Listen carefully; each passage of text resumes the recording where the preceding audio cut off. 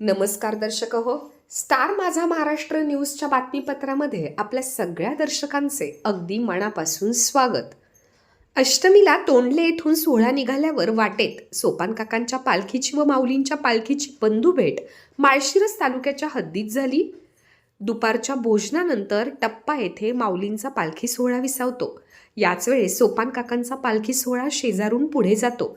सोपान काकांचा रथ माऊलींच्या रथाशेजारी आल्यावर थोडा वेळ थांबतो. यावेळी दोन्ही संस्थांकडून परस्परांना नारळ प्रसाद दिला जातो.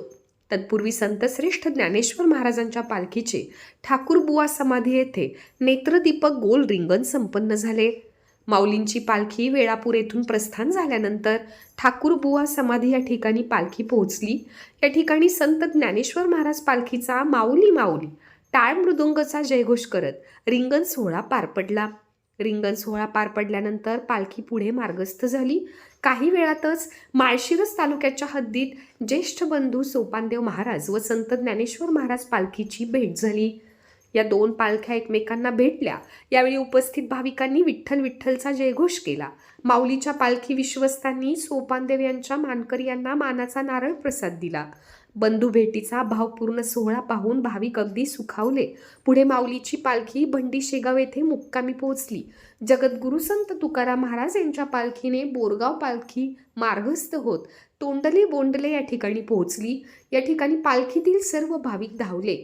तुका म्हणे धावा आहे पंढरीस विसावा या अभंगाप्रमाणे भाविकांनी धावा केला आणि पालखी पिराची कुरोली येथे मुक्कामी पोहोचली. यावेळी संत ज्ञानेश्वर महाराज, संत तुकाराम महाराज पंढरपूर तालुक्यात आगमन झाले.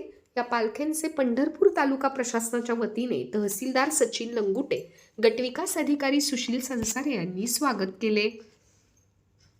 अशा चालू घडामोडींचे अपडेट्स जाणून घेण्यासाठी आपल्या स्टार माझा महाराष्ट्र न्यूज नेटवर्क चॅनलला सबस्क्राईब जरूर करा. लाईक करा, शेअर करा व कमेंट देखील करा. बेल आयकॉनवर प्रेस करा व नोटिफिकेशन्स मिळवा.